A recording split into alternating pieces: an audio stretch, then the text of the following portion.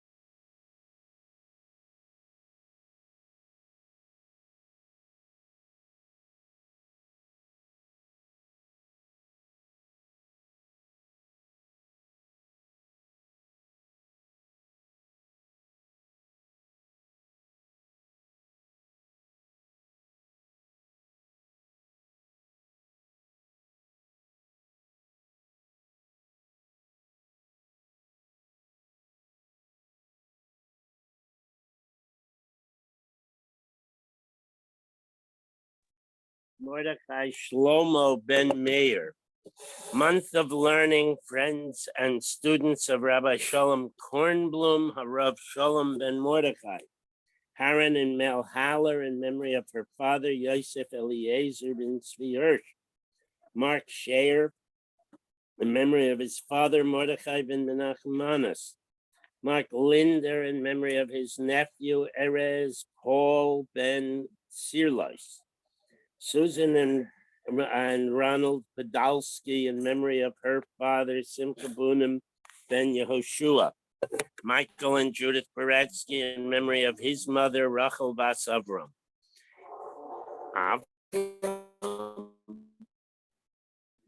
It's no such Jewish name. Whatever. Judy Iger in memory of her husband, Aaron ben Shlomo Michel. Judy Iger again in memory of Anshel, her son this time, Anshel Yitzchak ben Aaron. And we have no days of learning. We're continuing in the Mishnah. We're on the top of Chaf Gimel Amid Aleph, and we're discussing what happens if the Sota ceremony is interrupted. Okay, and even after they put the dirt and they put the piece of cloth with the psukim where the Shem Hashem gets erased. And we're going, Aliba the Shita, that the mincha is brought after she drinks. Okay, because this whole Mishnah would be nothing to talk about if it was already brought. Okay, so Ha'omeres Tameya Ani Lacha. If the woman confesses, now they've already mixed the potion, and rather than drink, she confesses, I was tameh to you. She meaning to her husband. Okay, that's case one. Case two. They're in the middle of the ceremony. They've prepared the potion, and witnesses show up who said, we peeked through the window and she did do the deed. Okay, witnesses come and say she was indeed tameh, we saw. Or case three, Ha'omeres Ani Shaisa. She says, I refuse to drink.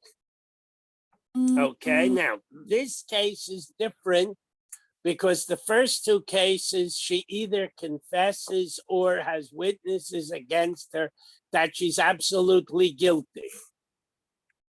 Okay, so the whole bedika of the sota is if there's a suffix, maybe she did, maybe she didn't. But now once she's confessed, there's no reason for her to drink. And in fact, she can't drink. Okay, Homeris, Ani Shaisa, I refuse to drink. Okay, that's case three. Or Shabaila Ani Roitza Lahashkosa. Now, this probably is one case because we learned earlier, if the potion is prepared, then they force her to drink. She no longer can refuse. But the husband has to be on the, has to want the bedika to occur. If she refuses to drink and the husband says, I don't want her to drink, then she does not drink. He gives her a get, no ksuba. Okay. Next case, Shabaila ba'aleha b'derech. Somehow, this is hard to comprehend, but somehow we know already, we learned earlier, that they send witnesses, they send two Talmidei Chachamim along with the couple so that he's not tempted to sleep with her during the journey. But now somehow in the middle of the ceremony, he either acknowledges, or the two Talmidei Chachamim acknowledge, or some other manner, they determine that he was Boel her during the trip, which means now that the Sota process will not reveal her guilt, and therefore she doesn't drink. Okay, those are cases. Now we have a third case. What happens? She'll have to give her a get after that? Yes.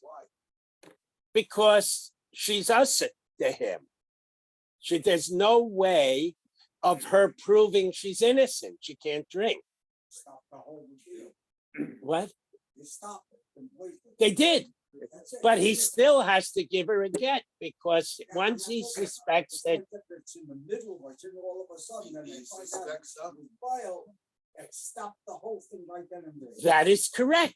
That's all. But that has nothing to do with whether they can live together anymore. And of course, let me ask you.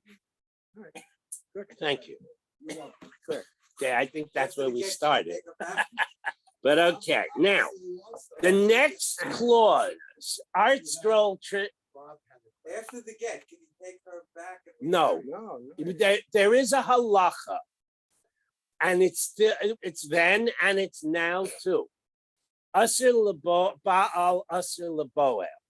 If Mrs. Schwartz fools around with Mr. Abramowitz, she has to be divorced by her husband, and she may not be married by Abramowitz. She could be married Mr. Schwartz. Right, well, that's what I mean. He cannot remarry her. She's usher to him forever. She cannot marry her Either one. her paramour. She's usher to him forever. If she can get some other guy to marry her, that's fine. Okay, except of course a Kohen.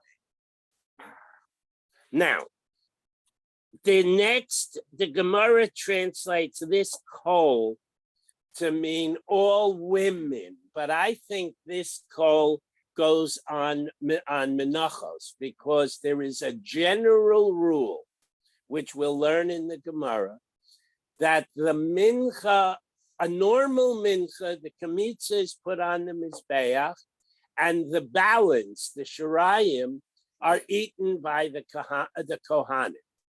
But a kohen's mincha, doesn't matter what kind, it's not just a sota case, is not eaten, it's burned.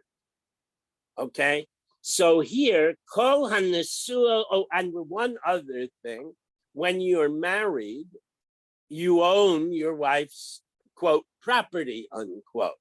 So your wife's mincha is really your mincha. So if you're a kohen, doesn't matter whether it's after a birth or if she's a sota, whenever the woman has occasion, either obligatory or voluntary, to bring a mincha, that mincha is treated as the mincha of a kohen, and it can't be eaten. So it says, kol hanesuos l'kohanim, any woman married to a kohen, minchasehen nisrafos, her mincha of any type is burned. So I think this kol goes on minchasehen, not on nashim, but it doesn't matter. It's the same meaning. Now, we're going to expand on that last statement. Bas Yisrael shenises l'kohen, if a regular, ordinary girl marries into the kahuna, Manchasa nisrefes, her mincha is this. Now we're talking specifically about she's a sota, but it applies to every mincha. Her mincha is burned. Kohenes shenises liYisrael. But if the daughter of a kohen marries a Yisrael, she's considered, it's his, right? So it's just a normal mincha of a normal person, right? And minchasa necheles, her mincha can be eaten. Okay, now if she's a single girl, then her mincha probably cannot be eaten because it's owned by her father, and he's a Kohen. Okay. Now the Mishnah is going to, since it raised the issue of a male Kohen and a female progeny of a Kohen, it's going to go into some of the distinctions. Ma ben Kohen le Kohenes, what halachic distinctions are there between a male and a female Kohen? Minchas Kohenes ne'echeles, the mincha of a girl Kohen. So I was wrong earlier. The mincha of a lady who is a Kohenes can be eaten, which I didn't understand, but okay. Minchas Kohen ein necheles, but the mincha of a male Kohen cannot be eaten. Kohenes mischaleles.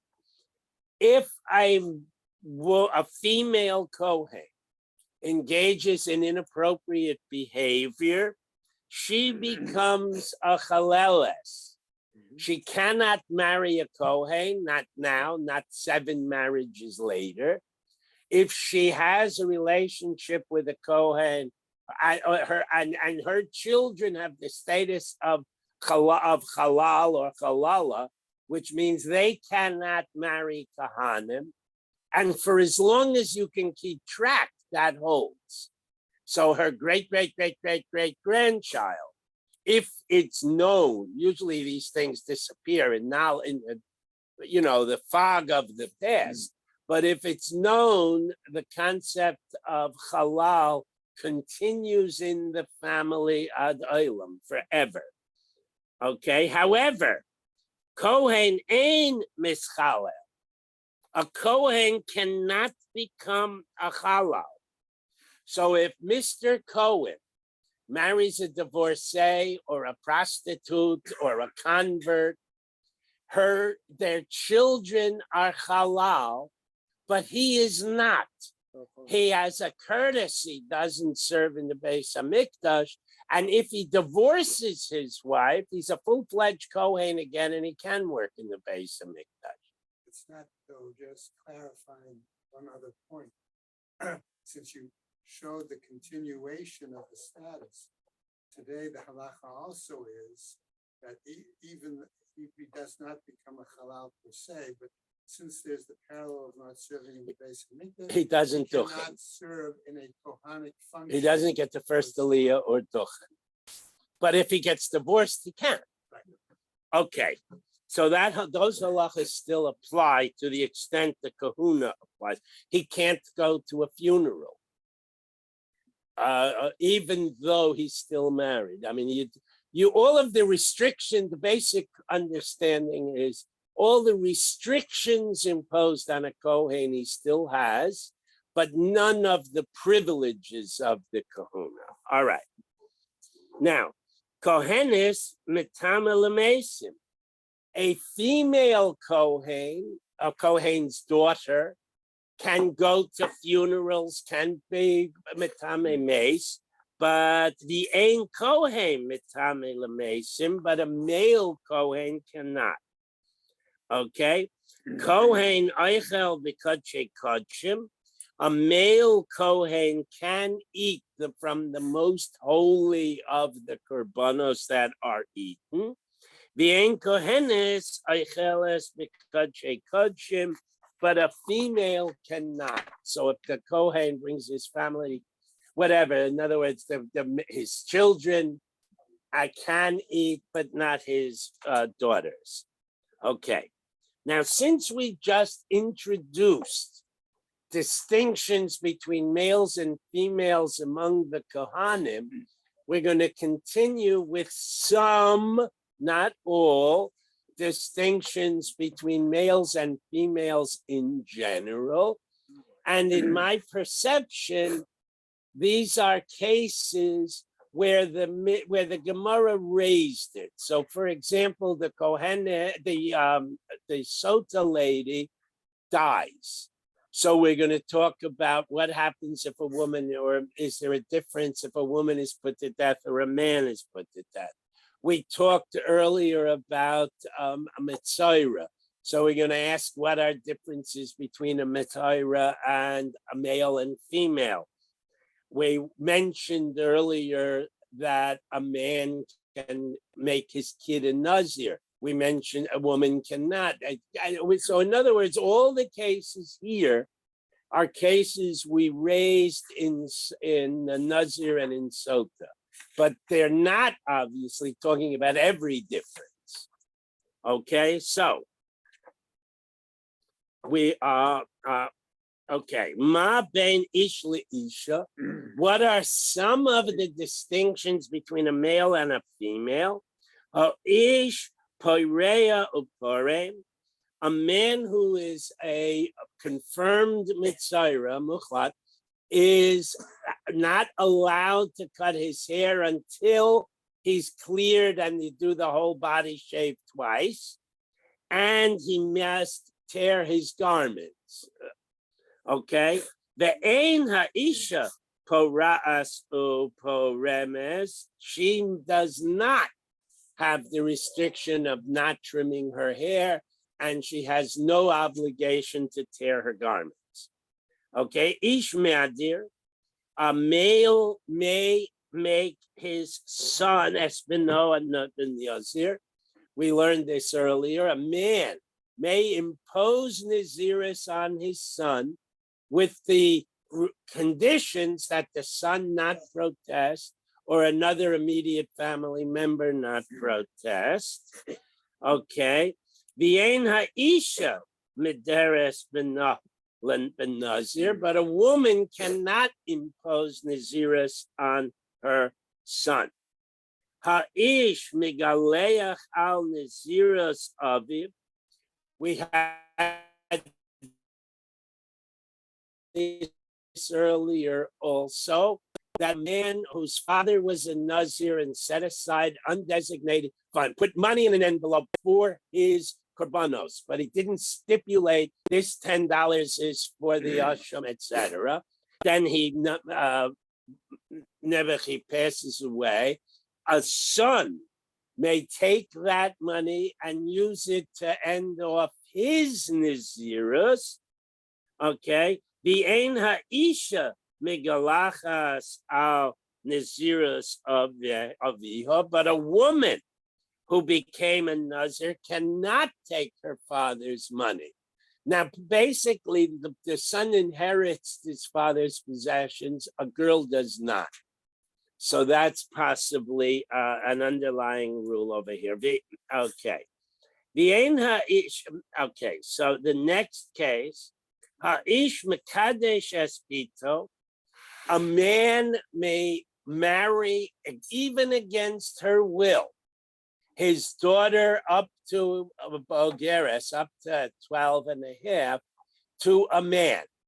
A woman cannot do that. Now, there is the Rabbanon that if the husband is dead, the wife or the widow or the surviving son may marry their little sister, but that's only midrabanan. Okay, and there are halachic implications to that status. Okay, so and furthermore, ish meicheres bito, a man can sell his daughter. The ein ha'isha mecheres espita, but a woman cannot sell her daughter. Now, it's not so stark as it sounds, because you sell your 11-year-old, and when she's 12, the guy who bought her is required to either marry her or marry her to his son, or give her a bunch of money and send her on her way.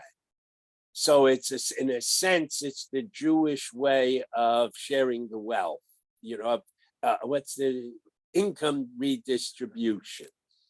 Okay. Ha'ish nisko arum, a man, if he is condemned by a court to death and is given skila, he is stripped they put a piece of cloth on his genitals to cover his genitals, but otherwise he's naked. Okay? The ein ha'isha niskeles aruma, but a woman condemned by Bezdin is not stripped. She is stoned with her clothing on. Did somebody have a question over here? The ha'ish nisle, a male executed person, is hung briefly and then buried by nightfall. Okay. The ein ha'isha nisles, but a female, they don't do that. It's considered derogatory. Va'ish nimchar begeneva, so a man, if he steals something and is unable, he doesn't have the funding to restore it or to pay the kefel, he can be sold into servitude. He's an indentured servant for up to 6 years. But a woman, the ein ha'isha nimcheres ben gevasa, she is not subject to being put into indentured servitude. Okay, so now we're going to be talking about a bas Neshes Kohen. Tana Rabbanan, Kol HaNesuos LeKahuna, all women, no matter what kind, however they're born, who married into the kahuna, minchasehen nisrafos, their minchas, again, any kind of mincha, are burned. Ketzad, how does it work? Kohenes lelevi of Yisraelis, shinises lekohen. The daughter of a Levi or the daughter of a Kohen or the daughter of a Yisrael marries a Kohen. Ein michasa nilcheles, her mincha cannot be eaten. Mitnei sheyesh lo chelek, because her husband, the Kohen, has effective ownership, a piece of the action in terms of ownership. The ein oila aklil, and it cannot. Now this is going to start a little bit of a machlokes. It cannot be burned on the altar. You might think that since the kamitza is burned on the altar and the rest can't be eaten, you might as well throw that on the altar also. Because the woman also has some incidence of ownership in it. Okay, Ella, kaimetz karev biatzmo, you simply burn the kamitza only. V'hasharayim karevin biatzman, according to the Tanakama in this brisa, the rest of it is put on the mizbeach, but not together with the kaimetz. So just a minute, the Gemara asks, Akre Khan, isn't there a general rule that goes as follows? Kol shahu mimenu liishim, anything where only a part of it is put on the altar, harehu bal taktiru, the rest of it may not be burned on the altar. So how can the Tanakama of the Brisa say it is? So the Gemara, in other words, we can't reject it, but we can't accept it either. So how do we handle it? Omer Yehuda Bered the Revi Shimon ben Pazi. Yehuda, the son of Rav Shimon, who's the son of Rav ben Pazi. Demasik lahu l'shum eitzim. You do not put it on top of the wood pile, the one wood pile that you're using as fuel to burn the korban. You add it to the wood pile and you consider it fuel, because after all, it's barley, so it will be combustible.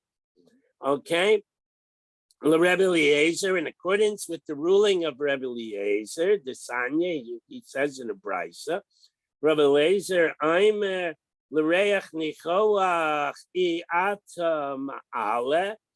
You cannot put it up as a reach nichoach, meaning as a korban. Aval, however, atam alehu l'shum eitzim, you can put it up as fuel. Okay. So, so therefore, the first brisa that you do burn it works fine if we pass in like Rebbe Eliezer, the Islay High Svara, who has this the general principle. Ella l'Rabbanim the Leslahu High Svara, who does not, the Rabbanim who did not agree that you can use it as fuel. My Ikalamemer, what are you going to say? The Avdei Lahu Rebbe Eliezer Rebbe Shimon, they will act in accordance with the ruling of Rebbe Elazar Rebbe Shimon the Sanya, because he says, Rebbe Eliezer Rebbe Shimon Omer, he says, Hakaime Tzkarev Bi'atzmo, V'Hashrayim, and the remnants, Mis Pazrin al Beis Hadeshen, you take the rest of it and scatter it, or you sprinkle it on the Beis Hadeshen, where ashes from consumed korbanos are heaped in a pile. Okay, turn the page. The Fila Rabbanan Lo Plige Ole, the Rebbe Elazar, Rebbe Shimon, they do not disagree even at all, except Ella, the Minchas Chayte al Kahanim. They only disagree in the case of a mincha that's bachatas mincha, but brought by a kohen, the bas karbon, because that can be burned, and that can be considered a korban. Ava baha afilu rabbanan maidu, but in our case, we do not accept the ruling of the first brisa. Even everybody seems to agree that only the kamitza is burned and the rest is scattered on the ash pile. Okay, now going back to the Mishnah, we're going to pick up phrases from the Mishnah and expound on them. Abbas Yisrael Hanesul, who's married to a Kohen, you burn it. If she's married to anybody else, you can eat it. My timer was the rationale. We gave the rule, we didn't prove it up. The Amar Kra, the pasuk says, Kol minchas kohen kolil tihye lo te'achel. All the minchas brought by kahanim must be burned, they may not be eaten. Kohen below kohenis, that's the rule for a male kohen, but is not the rule for a female kohen. Yes.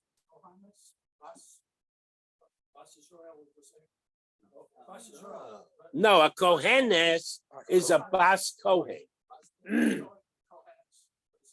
A kohen is a male, a kohenes is a female. Mr. Cohen has twins, one's a boy, one's a girl. He is a kohen, she is a kohenes. It just means the child, the female child of a kohen. Okay.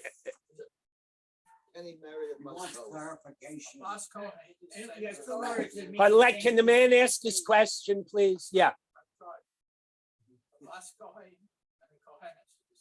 Same thing. Kohenes is the female version of Kohen, and which is the only way it can happen is if you're the daughter of, and Bas Kohen is literally the daughter of. Okay, next.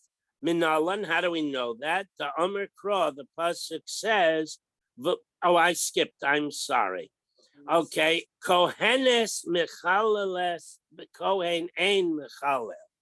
We had this rule that a female is permanently tainted, but the man is not permanent, and the consequences thereof. But the man is not permanently tainted. He can restore his full kahuna status by simply dumping his wife or killing her and getting away with it. Okay, Minalan, how do we know that? The Amikra, the Pasuk says, Lo yechalel zaro ba'amav. He shall not contaminate, or his children, his seed, amongst his people. Zaro mischalel, so his children are affected by becoming chalel. Vahu eino mischalel, but he himself cannot be mechalel. Now, we had Kohenes mitamra, a woman can, b'mitumas mace, a woman may contaminate, a female Kohen woman may contaminate herself to a funeral or to a dead body, etc. My timer, what's the rationale? Omer Kro, Omer al Kahanim, tell to the Kahanim, B'nei Aaron, the sons of Aaron, B'nei Aaron, below B'nos Aaron. So the rule is that we take the B'nei literally as a miyud, and it only applies to male offspring of Kahanim, not females. Okay, next case, we had Kohen Eichel v'Kadshei Kodshim. A male Kohen may eat from Kadshei Kodshim. So what's the rationale? Dichsiv Kol Zochar mibnei Aaron Yochlena.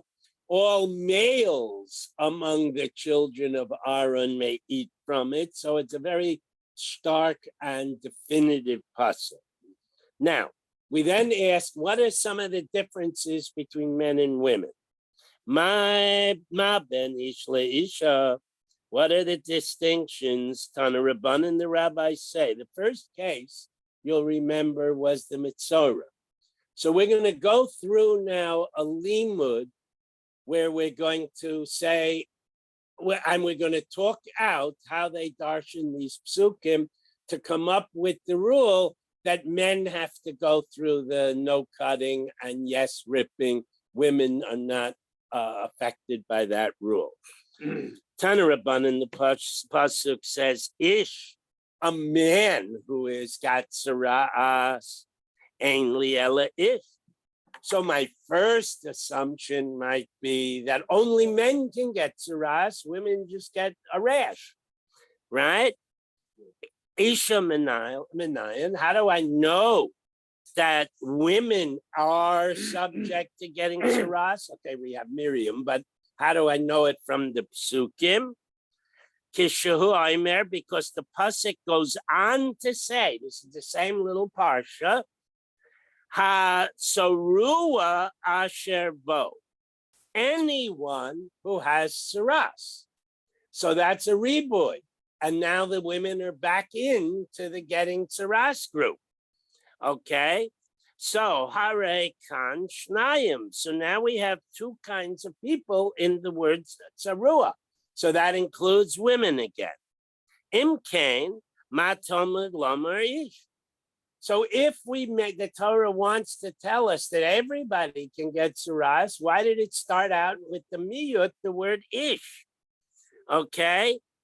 La'inyan shilamata, because there's another pasuk that's next. Ish paroa, that pasuk says a man tears his, it doesn't shave and tears, it doesn't trim and tears his clothes. Okay, so by taking the two phrases in the one pasuk and then the beginning of the next pasuk, we come up with both men and women get saras, but one of the rules that apply to saras is only for men. Okay, now we're going to move along in the Mishnah. Ha'ish maderes beno ben-nazir. A man can make his son into a nazir, again, unless there are protests. V'ein ha'isha maderes beno ben-nazir, but a woman cannot. Omer Rav Yochanan, halacha hi ben-nazir. if you recall, back in Nazir, we had a whole bunch of seemingly irresolvable issues. And the answer always was, there's this halacha l'moshe Sinai regarding Nazir, and anytime they couldn't figure, they had a Masorah to do something, but they couldn't figure out why, they lumped it into that halacha l'moshe Sinai. So now we're going to have a recap of that concept. So that a woman cannot make her son a Nazir, that's in the halacha l'moshe Sinai. Ha'ish megaleach ala ziras aviv, a man can use his father's money to close out his nasiris and pay for his kabbanas. V'ein ha'isha megalachas al nasiris avia, but a woman cannot. Omer Rav Yochanan halacha hilan of the Nazir, that's part of the halacha l'moshe Sinai.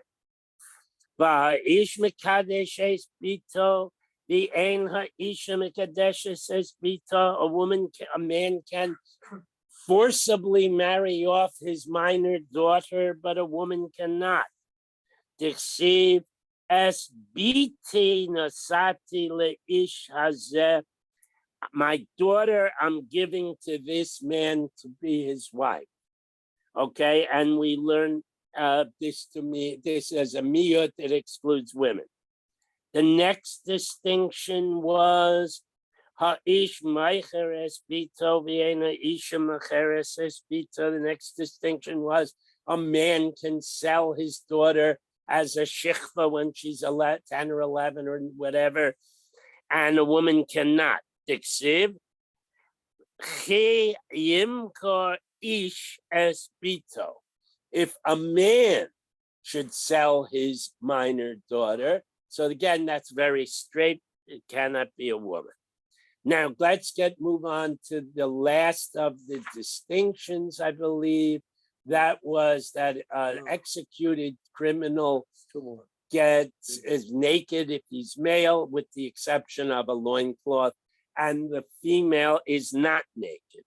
Ha'ish nisko arum, the man is put to death unclothed. My timer, what's the rationale? V'gormu oso, they shall stone him. Okay, so we interpret the oso to mean him and only him.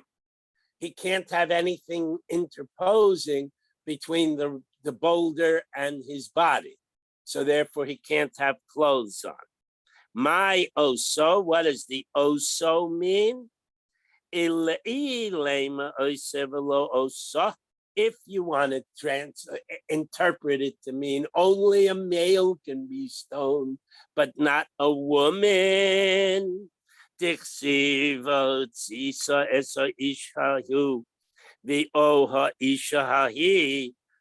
we have an explicit pasuk, you drag out either the man who needs to be stoned or the woman who needs to be stoned.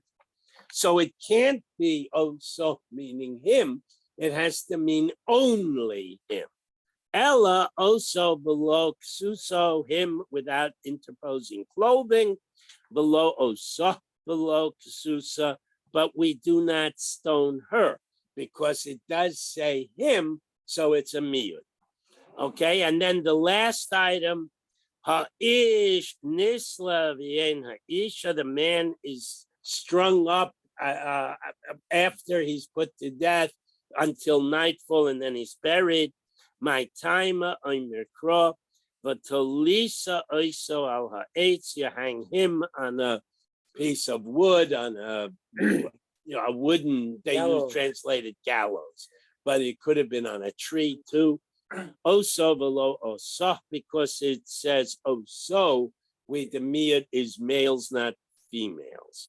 And the last item, ish nimkar b'gnevaso v'ein ha'isha nimkeres b'gnevasera, that a man can be sold into involuntary servitude if he cannot pay his debt of he stole something, but a woman not. My timer, what's the rationale? Omer Kra, the pasuk says, "V'nimkor b'geneva so." It's in the masculine. The geneva so below b'negeva so, not him, but not her. Hadran alecha he nightail, and we'll pick up tomorrow. Those of us who come on Shabbos with the beginning of the next paragraph. Yeah. Come on. Mr. Abramowitz. No, that's what- Oh, Schwartz. I gotta. I've been- What? What if a Queen's daughter becomes a transgender male? Ay, ay, ay. They did not understand. Number one, there's no halachic possibility of that happening. I don't know. Why that is because God decided males are males, females are females. What about That's what's it. happening today with the gender? I just asked you.